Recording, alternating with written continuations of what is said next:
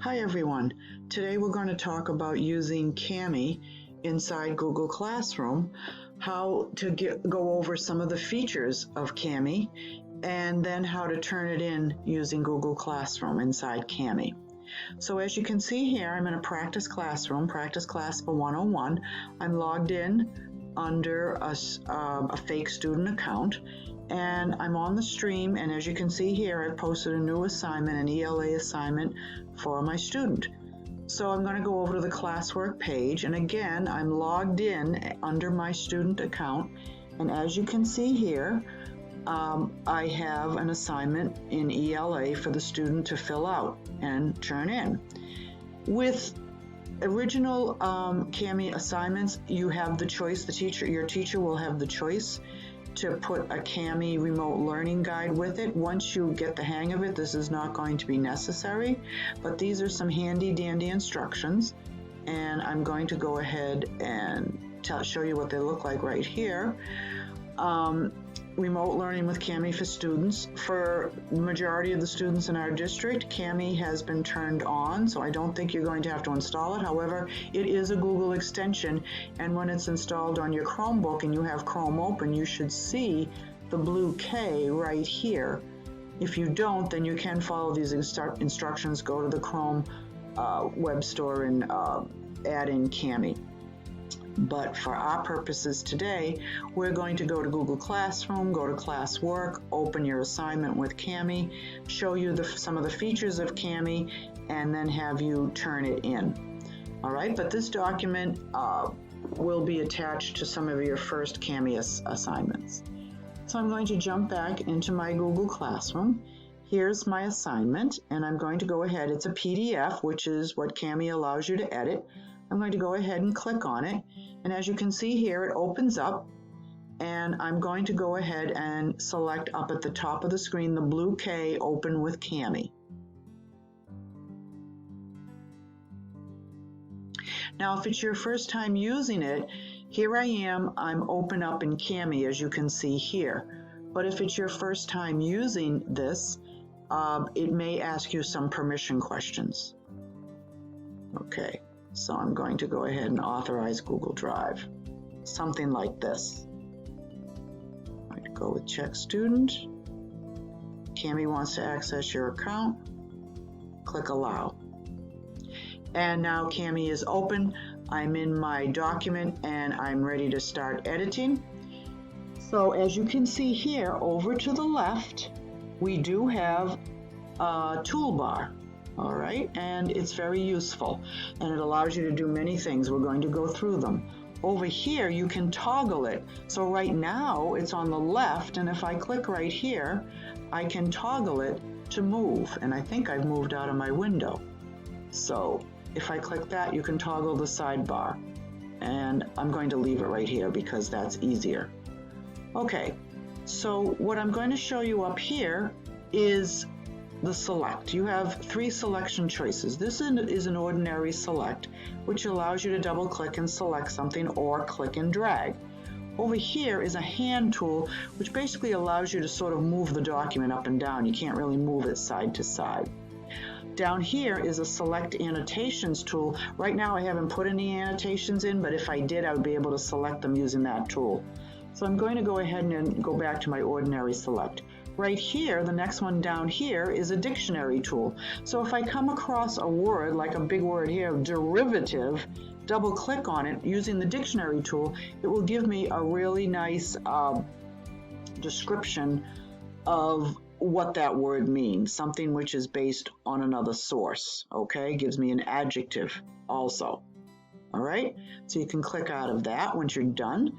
And then over here is my text-to-speech tool. So I don't think with this recording you're going to be allowed to hear it, but as you can see, it will highlight it. So if I click next sentence or previous sentence, or if I just click right here, maybe you can't hear that, but they're highlighted. It is reading it. And if I want to go back, it will go back to, I think I clicked up there. And then if you get tired of it, you can click stop. Again, if you want to redo it, you can click loop and then from where you've clicked, it will loop back to it, or I think you can select and it will loop back to it. Wait. Now it should loop back. And you see it did do that. All right, so I'm going to stop that right now. Okay, so previous sentence, next sentence, loop back, read the entire page, stop, change the voice. You can always have fun with changing the voice, and then you can change the speed at which the voice reads the text. So that's pretty useful right there also. Down here is another extremely useful tool for markup. So if your teacher asks you to highlight various aspects of a passage or an essay, you can double click to highlight a word. And I'm going to dismiss this. Yes, I know the file's not uploaded. Or I believe you can click and drag to highlight a phrase. You can also use a box highlighter. So if I click on the box highlighter and I wanted to highlight questions 1 to 3, I can click and drag here and make my box as fat or as thin, as you can see right here, as I wish. Here, right here, are your choice of colors. If you want to make your own color, you can click right here to create your own color palette. All right, and then here is a strike through, so I might change this to black, go to strike through, and double click on a word, and it strikes through, and I see it jumped back to yellow. So I'm going to go back to black and see if I can strike through another word. And that does indeed go to black. Also, underline, double click a word, I can underline, it went back to yellow again. Okay, I'm going to force the issue again, and now drag a phrase, and it underlined that in black. So that's your markup tool. Over here is a comment tool. Very useful to put in a text comment. So if I click there, you can click or select text anywhere on the page to make a comment. But that is not all. So if I click and select there, here is my opportunity to make a comment or ask a question. So here's my comment here.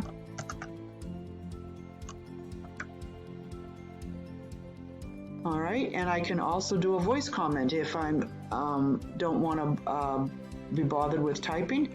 You can click right here, click or text anywhere on the page, and now my audio comment will come in right here.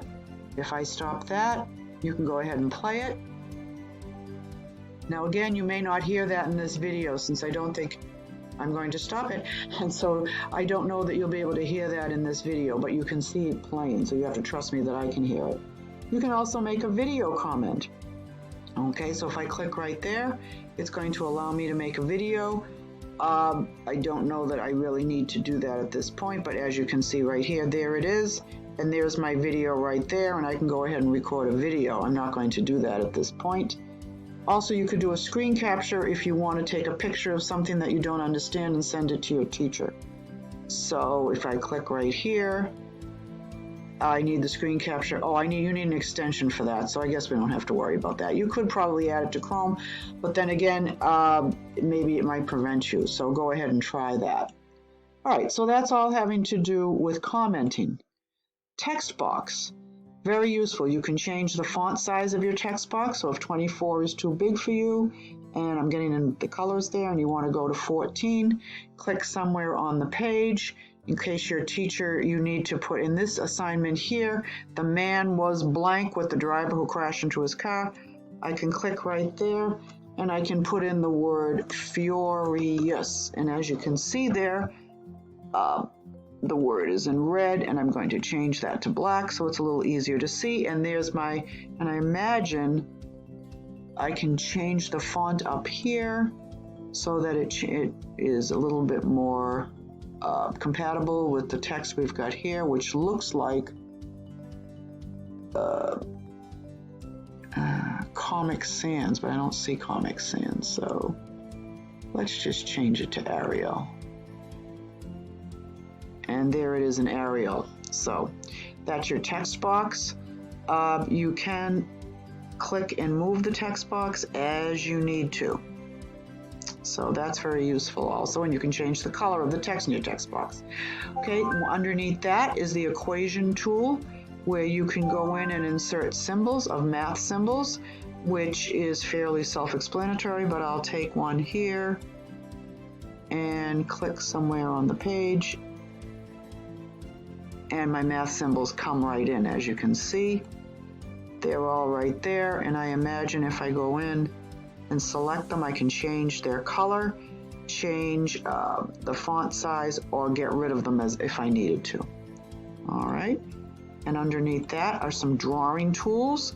You have your stroke thickness, so if I want to make it a little thicker, change the color. I like red, and then go ahead and start to draw something. Okay, down here also is an eraser tool, so if I do want to get rid of it, you click on it, probably double click, and that will erase the tool for you.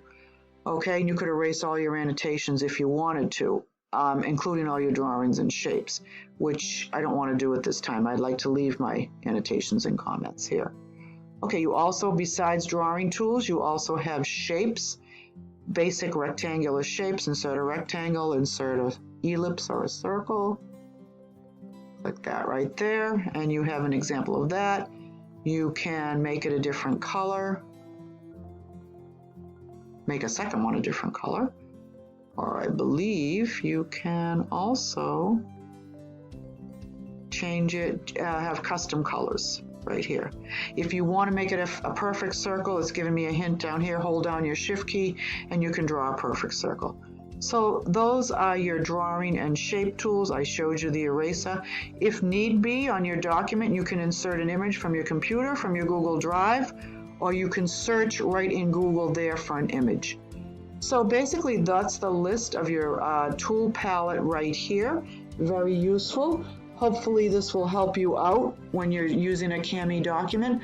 Now, let's go to the part where we need to turn it into our Google Classroom. So if you look up here, over here, we have zoom out, zoom in. This will change the size of your document. If viewing it is difficult, you can zoom in. You can also open another file in Kami, share a document, print, or... Okay, so what we're going to do now is we're going to take our edited and completed document, and we're going to go ahead and turn that into Google Classroom. So if you go ahead up here, you click on Turn In. Actually, I'm going to just make that disappear for a sec. I'm going to go ahead and click Turn In. And as you can see here, I have my ELA assignment unsubmitted.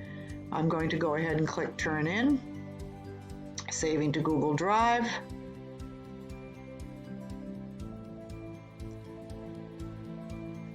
And now I have done. Unsubmit. If I decided I wanted to add one more thing, I could unsubmit it, edit it, and submit it again. If you notice here, I'm going to go back to my Google Classroom, and as you notice right here, under my sample student, check student, I have turned in. So, congratulations, you've completed the Kami tutorial. Thanks for watching. Hope this helped.